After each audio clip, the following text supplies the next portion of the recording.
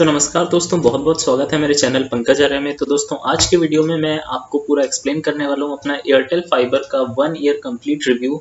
मेरा कैसा एक्सपीरियंस रहा है इसके साथ में, अभी फ़िलहाल ये कैसा चल रहा है, क्या आपको इसको लेना चाहिए या फिर नहीं लेना चाहिए। दोस्तों, सभी के सभी डाउट्स आपके इस वीडियो में क्लियर हो जाएंगे। और दोस्तों, वीडियो स्टार्ट करने से पहले एक चीज़ मैं आपको बताना चाहूँगा दोस्तों, आप उस चीज़ का बुरा मत मानिएगा।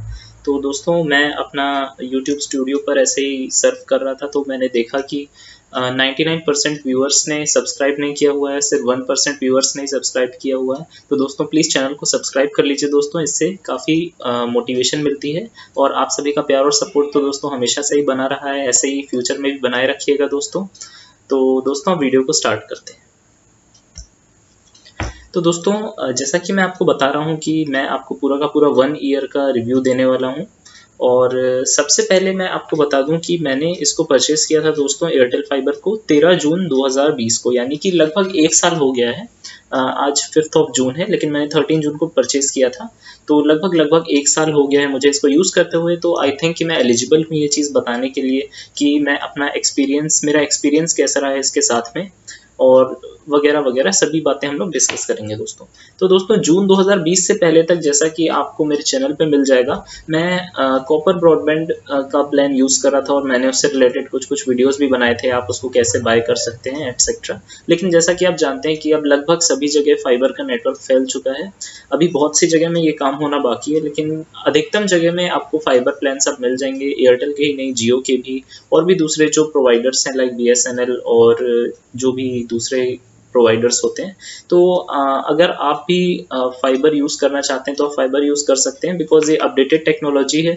और कॉपर ब्रॉडबैंड में क्या रहता था कि स्पीड बहुत कम मिलती थी, अपलोड स्पीड बहुत ही ज़्यादा कम रहती थी, सिमेट्रिक स्पीड्स नहीं रहती थी। लेकिन फाइबर में लगभग स्पीड सिमेट्रिक रहती है, मतलब अपलोड और डाउनलोड लगभग इक्वल रहती है, और कॉस्ट इफेक्टिव भी है। ये चीज़ हम लोग अभी आगे डिस्कस करने वाले हैं। मैं अपने प्लान के बारे में बताऊंगा दोस्तों। तो दोस्तों, मेरा जो करंट प्लान है वो है 200 Mbps, ये मेगाबिट्स पर सेकंड है, और 25 मेगाबाइट्स पर सेकंड, आप लोग कंफ्यूज मत होइएगा। और 999 रुपीज़ पर मंथ इसका मेरा कॉस्ट पड़ता है, और 1179 टैक्स के साथ। ऑफकोर्स 18% GST भी इंक्लूड करना पड़ता है, जो कि ये वेबसाइट पर जो है आपको प्राइसिंग दी रहती है उसमें स्टार करके बना रहता है और नीचे लिखा रहता है एक्सक्लूसिव ऑफ टैक्स, मतलब उस प्राइस में आपका टैक्स भी जोड़ के फिर फाइनल प्राइस आपका तय किया जाएगा। तो मेरा 999 वाला प्लान है 200 Mbps, लेकिन 18% टैक्स जोड़ने के बाद में उसका बनता है लगभग 1180 रुपये पर महीना। और मैंने 3 मंथ्स का एडवांस रेंटल प्लान लेके रखा हुआ है। ये प्रीपेड प्लान है, यानी कि मुझे पहले पे करना पड़ता है, उसके बाद ये 3 महीने तक चलता है। और इस प्लान्स में क्या क्या इंक्लूडेड है दोस्तों, इसमें मेरे को 3333 GB डेटा पर मंथ मिलता है, जिसको कि ये अनलिमिटेड बोलते हैं। और उसके बाद में अगर ये ख़त्म हो जाए तो कुछ 1 Mbps पे रिड्यूस हो जाती है स्पीड, और फिर अनलिमिटेड कॉल्स हमको मिलते हैं। और सब्सक्रिप्शन में देखिए, डिज्नी हॉटस्टार VIP का 1 साल का सब्सक्रिप्शन मिला है मुझे, अमेजॉन प्राइम का 1 साल का सब्सक्रिप्शन, एयरटेल एक्सट्रीम ऐप का सब्सक्रिप्शन, और एयरटेल विंक म्यूजिक का सब्सक्रिप्शन। तो अभी ये सबसे रिलेटेड भी हम बात करेंगे कि क्या ये इनफ है, क्या इनको कुछ और देना चाहिए था, या फिर और कैसे ये बेहतर हो सकता है। इस सब के बारे में हम डिस्कस करेंगे दोस्तों। तो सबसे पहले दोस्तों बात करता हूँ मैं इसकी प्राइसिंग की। तो जैसा कि मैंने दोस्तों आपको यहाँ पर बताया है कि मेरा जो प्लान है इसकी प्राइसिंग है अराउंड 1179 रुपीज़ पर मंथ। और दोस्तों, सेम प्राइस में अगर मैं इसको जियो से कंपेयर करूँ तो जियो में 999 में हमको 150 Mbps डेटा मिलता है, और उसमें कुछ सब्सक्रिप्शन हमको एक्स्ट्रा मिल जाते हैं, जैसे कि हमको सोनी लिव का सब्सक्रिप्शन एक्स्ट्रा मिल जाता है।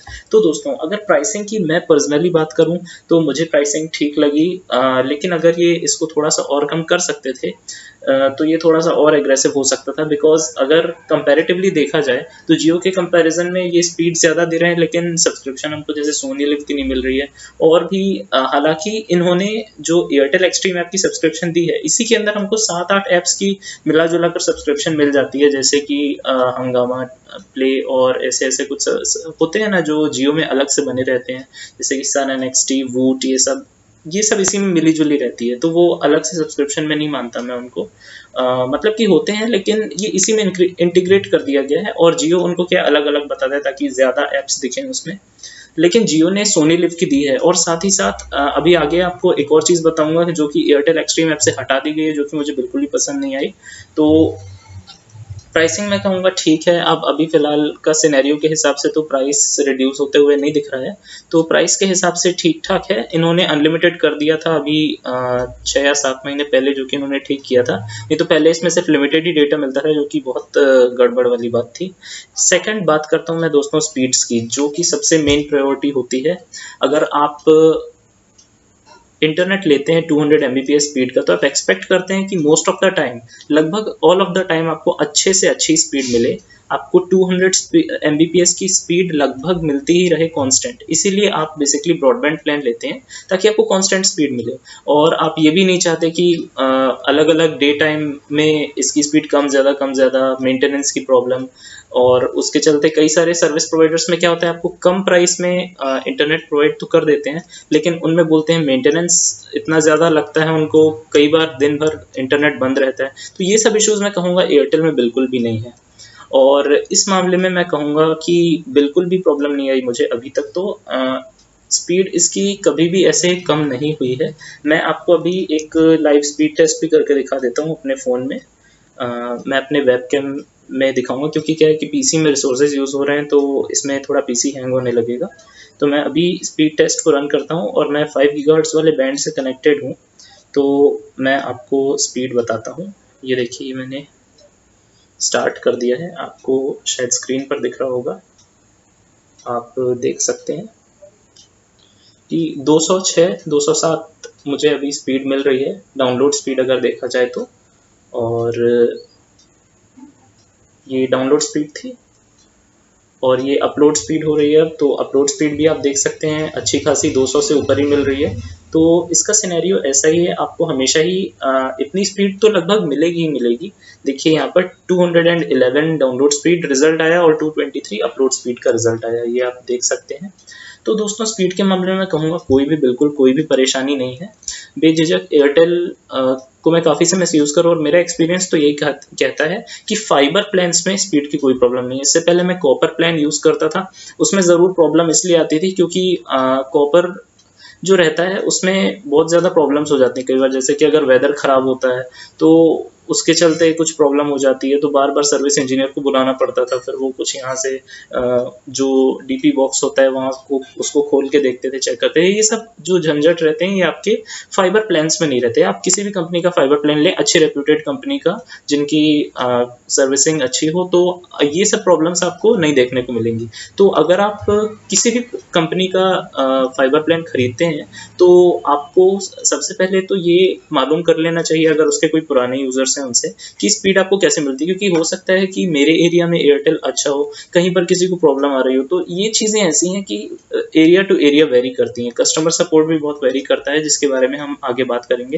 लेकिन फिलहाल मेरे पर्सनल एक्सपीरियंस के हिसाब से तो एयरटेल ने मुझे इस मामले में कभी निराश नहीं किया। स्पीड मुझे हमेशा बहुत ही अच्छी मिली है और हमेशा 200 या उससे ऊपर ही मिली है। बल्कि एक बार तो ऐसा सिनेरियो हो गया था, पता नहीं क्या हो गया था, मुझे 1 जीबीपीएस की स्पीड मिल रही थी। मुझे लगभग आधे घंटे तक 1 जीबीपीएस की स्पीड मिली थी और मैंने टेस्टिंग के लिए फाइल भी डाउनलोड करके देखा, वाकई मुझे 1 जीबीपीएस की स्पीड मिल रही थी। वो खैर कुछ इशू हो गया होगा, वो फिर बाद में फिर 200 एमबीपीएस ही हो गई। लेकिन मतलब आपको प्रॉमिस्ड लगभग 200 एमबीपीएस की स्पीड तो मिलेगी ही मिलेगी। और सर्विस इंजीनियर जब भी आते हैं तो बोलते हैं कि आपको लगभग 10% एक्स्ट्रा स्पीड मिलेगी। एयरटेल के हर प्लान में ऐसा ही है। अब इतना तो मैं नहीं कह सकता, लेकिन फिर भी मुझे 200 एमबीपीएस तो हमेशा ही मिलती है। फिर थर्ड बात करते हैं रूटर रेंज की। तो दोस्तों अभी हम लोगों ने 2 पॉइंट्स पे डिस्कस कर लिया है, प्राइसिंग एंड स्पीड्स। अब थर्ड जो है वो हम रूटर रेंज के बारे में बात करने वाले हैं। तो दोस्तों इसके साथ हम लोगों को जो रूटर मिलता है वो मिलता है हुआवे का रूटर। अब देखिए इस रूटर की तो रेंज मैं कहूँगा कि उतनी अच्छी नहीं है। मुझे एक वाईफाई एक्सटेंडर यूज़ करना पड़ता है, जो यहाँ साइड पर जो रूम है वहाँ तक इसका मतलब कि रेंज नहीं पहुँच पाता। इवन 2.4 गीगाहर्ट्ज़ बैंड भी बहुत ज़्यादा वीक हो जाता है। नॉर्मली अगर 2.4 गीगाहर्ट्ज़ बैंड की स्पीड देखी जाए तो हमको अब अराउंड 40 to 50 एमबीपीएस उसमें मिल जाती है और 5 गीगाहर्ट्ज़ बैंड में आपको 200 एमबीपीएस की स्पीड मिलती है। तो 2.4 गीगाहर्ट्ज़ का बैंड भी अगर वहाँ तक पहुँच पाता है तो हार्डली 10 to 15 एमबीपीएस तक वो एग्जॉस्ट हो जाता है। इसीलिए मुझे वाईफाई एक्सटेंडर का यूज़ करना पड़ा। तो दोस्तों वाईफाई एक्सटेंडर मैं TP-Link का यूज़ कर रहा हूँ, जिसका रिव्यू मैंने चैनल पे डाला हुआ है, आप उसको भी जाके देख सकते हैं। मैं उसका लिंक आपको आई बटन में दे दूंगा कि वो कैसा काम कर रहा है, और मैंने उसमें स्पीड टेस्ट भी करके दिखाया है। तो दोस्तों इसके लिए मुझे वाईफाई एक्सटेंडर को यूज़ करना पड़ता है, और जो मैंने क्यूजर का रूटर यूपीएस लिया था, मैं एक रूटर यूपीएस भी यूज़ करता हूँ इसके रूटर के साथ, जो हुआवे का रूटर मिला था, तो उसका भी आप रिव्यू चैनल पे चेक कर सकते हैं, मैं उसका भी लिंक आपको दे दूंगा। तो दोस्तों मैं जो रूटर यूपीएस यूज़ कर रहा हूँ वो मैंने क्या है कि रूटर के ऊपर प्लेस करके रखा हुआ है, तो उससे भी थोड़ा सा आई थिंक रेंज इफेक्ट हुआ है, लेकिन उतना ज़्यादा इफेक्ट नहीं हुआ। तो मैं इन शॉर्ट कहूँगा कि जो हुआवे रूटर का जो रेंज है वो उतना ज़्यादा अच्छा नहीं है। हाँ, आपको अगर 2.4 गीगाहर्ट्ज़ की बात करें तो आपको लगभग कि अगर मतलब कि जो बोलते हैं ना नॉइज़ सोर्सेज जो होते हैं, अगर जैसे दीवार वगैरह है, तो अगर वैसे उसको अगर हटा दिया जाए तो ये आपको लगभग 2.4 गीगाहर्ट्ज़ बैंड में लगभग 10 टू 15 मीटर की रेंज आराम से दे देगा। और उसके बाद अगर मैं बात करूं रेंज इन द सेंस कि आपको स्पीड मिलेगी, थोड़ी बहुत ही मिलेगी सही, लेकिन अगर एग्जैक्ट रेंज की बात करूं तो लगभग कि 2.4 गीगाहर्ट्ज़ में कहूँगा 6 से 7 मीटर तक आपको इसकी रेंज मिल जाएगी। और फिर जो इसका 5 गीगाहर्ट्ज़ वाला बैंड है उसकी रेंज मैं कहूँगा मुश्किल से आपको 5 गीगाहर्ट्ज़ बैंड की जो रेंज है वो लगभग 3 से 4 ही मीटर तक मिलेगी अच्छी खासी। उसके बाद जैसे जैसे क्या है कि दीवारें वगैरह बीच में आएंगी तो वो फिर एग्जॉस्ट होने लगेगी, और 2.4 गीगाहर्ट्ज़ का लगभग आपको 8 से 9 मीटर लगभग इसका डबल मान लीजिए 5 गीगाहर्ट्ज़ का।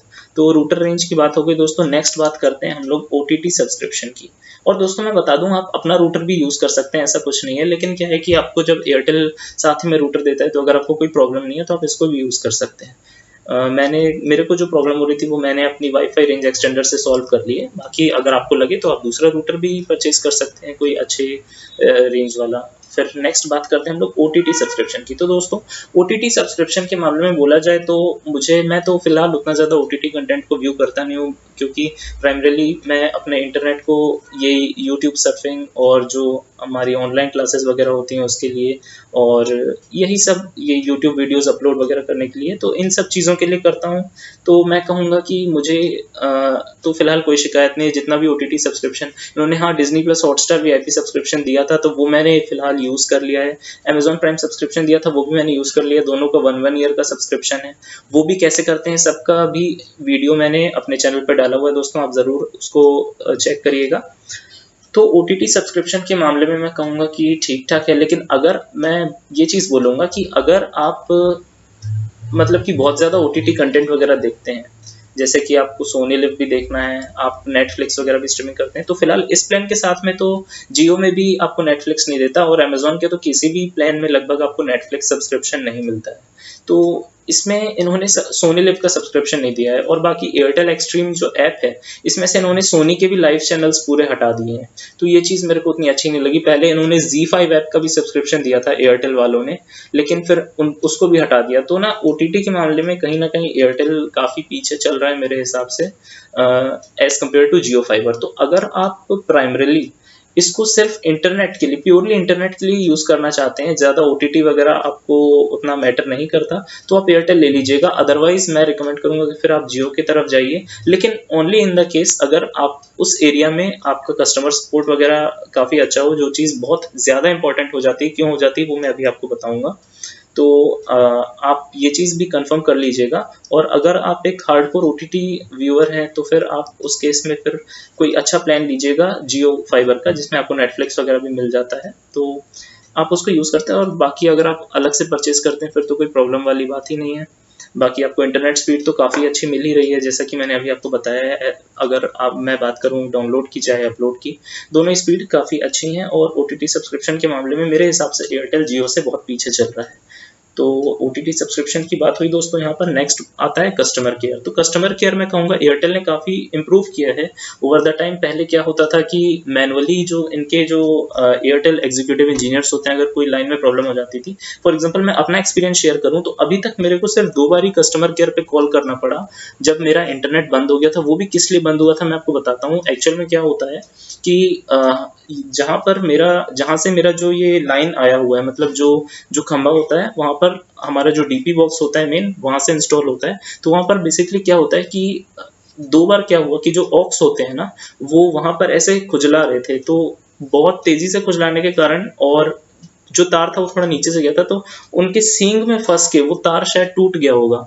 तो ये चीज़ पता कैसे चली, अचानक से इंटरनेट चल रहा था, बंद हो गया, रेड लाइट हो गई। यहाँ पर मैं बाहर जाकर देखा तो वहाँ पर ऑक्स बड़ी तेजी से खंबे पर मतलब आराम से खुजला रहे थे। तो मेरे को लगा अरे यार यहाँ पर कुछ गड़बड़ हो गई है। और फिर जब वो ऑक्स वहाँ से चले गए, फिर मैं वहाँ पर जाकर देखा तो तार पूरा का पूरा ऐसे टूटा हुआ था, मतलब कि पूरा निकल गया था। तो मैं समझ गया कि इसके कारण मतलब कि जो तार है वो टूट चुका है और ऑक्स तो अपना काम करके चले गए। तो दोस्तों फिर मैंने कस्टमर केयर पे कॉल किया और उन्होंने एक्सेप्ट किया, और उसके बाद जो प्रॉब्लम रिजॉल्व हुई उसको होने में लगभग 3 घंटे लग गए।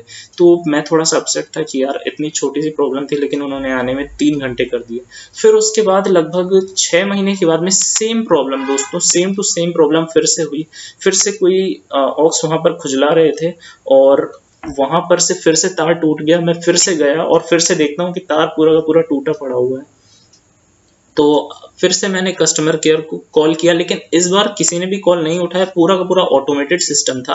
उन्होंने बस मतलब कि जो एआई वाली जैसी जो वॉइस रहती है ना, उन्होंने उन्हीं की आवाज़ आई बस कि हम आपकी लाइन चेक कर रहे हैं, आपकी लाइन में ये खराबी मिली है, तो आपकी प्रॉब्लम बहुत जल्दी से जल्दी रिजॉल्व हो जाएगी। और आधे घंटे में ही दोस्तों उनका एग्जीक्यूटिव आ गया और उन्होंने तार वगैरह को वापस से जोड़ा। और मैंने उनको रिक्वेस्ट किया कि थोड़ा सा इसको ऊपर पर शिफ्ट कर दीजिए अगर हो सके। तो उन्होंने थोड़ा ऊपर से बेसिकली तार को लगा दिया और मेरी प्रॉब्लम रिजॉल्व हो गई। तो कस्टमर केयर के मामले में मैं कहूँगा कि एयरटेल ठीक है, और इनको अगर बाकी सर्विसेज में कस्टमर केयर अच्छा नहीं है तो उस पर काम करना चाहिए, क्योंकि जितना अच्छा कस्टमर केयर यहाँ पर है, आपके कई लोगों के कमेंट आते हैं कि कहीं कहीं पर अच्छा नहीं है, तो इनको सभी जगह ही अच्छा करना चाहिए। और एयरटेल का ही नहीं, आप किसी भी सर्विस प्रोवाइडर का अगर आप इंटरनेट परचेज करते हैं तो मैं कहूँगा कि कस्टमर केयर बहुत ही ज़्यादा इंपॉर्टेंट होता है। आप पहले पता कर लीजिए कि कस्टमर केयर कैसा है आपके एरिया में, तो उसी के बाद उसी को देखकर फिर आप इंटरनेट को परचेज करिए। फिर उसके बाद दोस्तों सेट टॉप बॉक्स की बात करूँ तो इनका जो एयरटेल एक्सट्रीम बॉक्स आता है, ये इसको बताते हैं कि ये 1500 रुपीज़ के रिफंडेबल अमाउंट में देते हैं। जैसे जो जियो का भी होता है ना, स्टार्टिंग में वो कुछ रिफंडेबल अमाउंट लेते हैं आपसे 1000 या 1500 जितना भी रहता है, तो वैसे ही टाइप से ये भी अब देने लगे हैं। 1500 के रिफंडेबल अमाउंट में आपको आपका सेट टॉप बॉक्स मिल जाएगा। और लेकिन उसमें टर्म्स एंड कंडीशन ये है कि अगर आप लाइव टीवी मतलब कि जो केबल कनेक्शन है उसको नहीं लेना चाहते एयरटेल के, सिर्फ आप उसमें जो एप्स हैं उन्हीं को यूज़ करना चाहते हैं, तो उसके लिए भी उनका एक मिनिमम एक अमाउंट ऑफ चार्ज होता है जो आपको हर महीने पे करना पड़ता है। तो इस चीज़ को एयरटेल को हटा देना चाहिए, ये बिल्कुल भी जस्टिफाइड नहीं लगता है। बिकॉज अगर कोई सिर्फ ऐप्स को चलाएगा तो वो फिर किस चीज़ के लिए पे करेगा, है कि नहीं? आप इस चीज़ को मानते हैं कि नहीं? और जियो ने तो इस चीज़ के लिए कोई भी चार्ज नहीं लिया है, तो अगर आप उनसे कम्पीट करना चाहते हैं तो आपको ये चीज़ को हटा देना चाहिए, माय पर्सनल ओपिनियन। और सेट टॉप बॉक्स के मामले में कहूँगा ठीक है, अगर आपके पास में पहले से ही एयरटेल डीटीएच का सब्सक्रिप्शन है तो आप इसको ले सकते हैं, फिर तो कोई प्रॉब्लम ही नहीं है, आप आराम से ऐप्स को चला सकते हैं। लेकिन लगभग सभी लोग डीटीएच सब्सक्रिप्शन नहीं चलाते हैं, तो जो लोग सिर्फ इंटरनेट सब्सक्रिप्शन लिए हैं तो उनको अगर हर महीने सिर्फ ऐप्स चलाने के लिए पे करना पड़े, चाहे वो कितना अमाउंट हो, लेकिन वो चीज़ जस्टिफाई नहीं कर पाती इस चीज़ को। आप भले रिफंडेबल मत रखिए, है कि नहीं? आप चार्ज कर लीजिए 500-600 अगर आपको करना ही है तो, बिकॉज यूजर्स भी हैं भाई, हर महीने ब्रॉडबैंड बिल भी पे कर रहे हैं, तो फिर कुछ तो होना चाहिए ना सेट टॉप बॉक्स में। आप मानते हैं कि नहीं? कुछ तो छूट मिलनी चाहिए। ठीक है, रिफंडेबल दे रहे हैं 1500 में, ठीक है, समझ में आता है। आपको मिनिमम 1 साल यूज़ करना है तभी वो रिफंडेबल होगा। बाकी तो मैं कहूँगा सेट टॉप बॉक्स में भी इनको देखना चाहिए। तो शुड यू बाय इट दोस्तों, ये फाइनल पॉइंट जो सबसे ज़्यादा इंपॉर्टेंट आता है। तो मैं कहूँगा कि हाँ, अगर आप एक हार्डकोर ओटीटी कंटेंट वॉचर नहीं है, मतलब कि अगर आप अलग से ओटीटी बाय नहीं करना चाहते और आप चाहते हैं कि आप जो इंटरनेट प्लान चला रहे हैं वही सर्विस प्रोवाइडर आपको बहुत सारे ऐप्स का ओटीटी कंटेंट का सब्सक्रिप्शन भी दे दे, तो उस मामले में जियो कहीं ना कहीं इससे आगे निकल जाता है। लेकिन जियो सेम प्राइस में स्पीड 50 Mbps कम दे रहा है, यानी कि एयरटेल में आपको 999 मतलब इफेक्टिव 1180 रुपीज़ पर मंथ में आपको 200 Mbps की स्पीड देता है, और जियो आपको सिर्फ 150 Mbps की स्पीड देता है। तो दोस्तों यहाँ पर कहीं ना कहीं पर एयरटेल ओवरटेक कर जाता है जियो को स्पीड के मामले में। लेकिन अगर बात की जाए ओटीटी कंटेंट की तो जियो ओवरटेक कर जाता है एयरटेल को। तो ये दोनों चीज़ों को ध्यान में रखते हुए आप अपने हिसाब से सेलेक्ट करिएगा। और ये चीज़ से भी ऊपर एक और चीज़ आती है जो कि होता है कस्टमर केयर सपोर्ट। अगर मान लीजिए कभी जाने अनजाने जैसे मेरे साथ प्रॉब्लम हो गई तार टूटने वाली, तो वैसे ही अगर अब क्योंकि ये तो कोई नहीं जानता दोस्तों आपके साथ कब क्या दुर्घटना घट जाए, है ना। अब फाइबर में वैसे तो कोई प्रॉब्लम नहीं आती, लेकिन अब आप देख सकते हैं कितना अनएक्सपेक्टेड तरीके का मेरे को प्रॉब्लम फेस करना पड़ा था। तो ऐसे में ही कस्टमर सपोर्ट की जो है सही टेस्टिंग होती है। तो पहला एक्सपीरियंस मैंने बोला मेरे को 3 से 4 घंटे, मतलब उनको 3 से 4 घंटे लग गए थे प्रॉब्लम रिजॉल्व करने में। सेकंड टाइम में सिर्फ 30 मिनट्स में ही हो गया। तो मैं कहूँगा कि उन्होंने इम्प्रूव किया और पहले से थोड़ा इम्प्रूव्ड हुआ। अब जियो के बारे में तो मैं नहीं बता सकता क्योंकि मैं जियो को अभी तक कभी यूज़ नहीं किया हूँ, जियो फाइबर को। तो अगर आपकी एरिया में किसी ने लगवाया है तो आप ज़रूर एक बार कंसल्ट करिएगा, चाहे फिर वो एयरटेल हो चाहे जियो, कि उनका एक्सपीरियंस कैसा है इसके साथ में। फिलहाल अगर मेरे एक्सपीरियंस की बात करें तो मैं तो आपको आंख बंद करके रिकमेंड करूंगा कि आप इसको लेना चाहें तो ले सकते हैं। बिकॉज मेरे को अभी तक 1 साल में बिल्कुल भी परेशानी नहीं हुई है। किसी भी दिन इंटरनेट डाउन नहीं रहा है, किसी भी अनएक्सपेक्टेड कारणों से। अगर कभी भी इनकी कुछ जैसे लाइन में कुछ सर्विसिंग वगैरह होती है तो पहले से आपके पास मोबाइल पे मैसेज आ जाएगा कि इतने से इतने बजे के बीच में हमारी सर्विसिंग चलेगी। फॉर एग्जाम्पल 3 घंटे तक अगर चलेगी तो 3 घंटे वो बंद नहीं रहेगा, बस वो आपको बता देंगे कि इस बीच में सर्विसिंग हो रही है हमारी, तो शायद आपको कुछ इनकन्वीनियंस फेस करना पड़ सकता है। तो इस टाइप से पहले से मैसेज आ जाता है। तो यहाँ पर आपका कस्टमर केयर काम में आता है। तो इन शॉर्ट मैं आपको कहूँगा कि प्लान अच्छा है 999 का। इससे नीचे में भी प्लान्स हैं, एक 799 आई थिंक और एक 399, ऐसे 30 Mbps और 100 Mbps के लिए आप वेबसाइट से भी जाके चेक कर सकते हैं। तो वो प्लान्स भी ठीक है, लेकिन उसमें क्या है कि आपको डिज्नी हॉटस्टार नहीं मिलेगा, अमेजॉन प्राइम नहीं मिलेगा। तो अगर आप ये सब की भी सब्सक्रिप्शन नहीं चाहते हैं तो आप उनकी तरफ भी जा सकते हैं। ऐसे तो बहुत सारे डायनेमिक मतलब बहुत सारे रेंज ऑफ प्लान्स हैं आपके पास में, दोनों ही एयरटेल और जियो के पास में, और भी दूसरे सर्विस प्रोवाइडर्स के साथ में। लेकिन मैं कहूँगा कि मैंने जो प्लान लिया है एयरटेल का बहुत ही अच्छा है। मेरा तो पूरा काम बन जाता है इससे, मेरे को कोई प्रॉब्लम नहीं आई, स्पीड्स में भी कोई प्रॉब्लम नहीं आई। और बाकी इनको जो थोड़ा इम्प्रूवमेंट करना चाहिए एयरटेल को, वो जो रूटर प्रोवाइड करते हैं, जैसे ये नोकिया का प्रोवाइड कर रहे थे पहले, वो बोलते हैं काफ़ी अच्छा था। तो इनको रूटर में, OTT में और थोड़ा सेट टॉप बॉक्स के अपने टर्म्स कंडीशन में कुछ चेंजेस लानी चाहिए। और जहाँ पर कस्टमर केयर अच्छा नहीं है वहाँ पर उनको थोड़ा और बेहतर करना चाहिए। तो यही सब कुछ चीज़ें थी दोस्तों। तो फिलहाल मेरा एक्सपीरियंस मैंने आपके साथ शेयर किया दोस्तों। अगर आपका भी कुछ ऐसे एक्सपीरियंस है तो आप ज़रूर उसको कमेंट सेक्शन में बताइएगा, चाहे आपका अच्छा एक्सपीरियंस रहा हो या बुरा एक्सपीरियंस, आप ज़रूर बताइएगा, जिससे कि और भी व्यूअर्स को पता चले कि कितने सारे जो यूज़र्स हैं उनके साथ कैसा कैसा एक्सपीरियंस है, जिससे कि उनको आसानी होगी इसको खरीदने में या फिर किसी भी सर्विस प्रोवाइडर के ब्रॉडबैंड को खरीदने में। तो दोस्तों वीडियो देखने के लिए बहुत बहुत शुक्रिया दोस्तों। अगर आपको पसंद आया होगा तो लाइक, सब्सक्राइब और शेयर ज़रूर करिएगा। और दोस्तों साथ ही साथ आप बताइएगा मैं नेक्स्ट वीडियो किस टॉपिक के ऊपर लेकर आऊँ।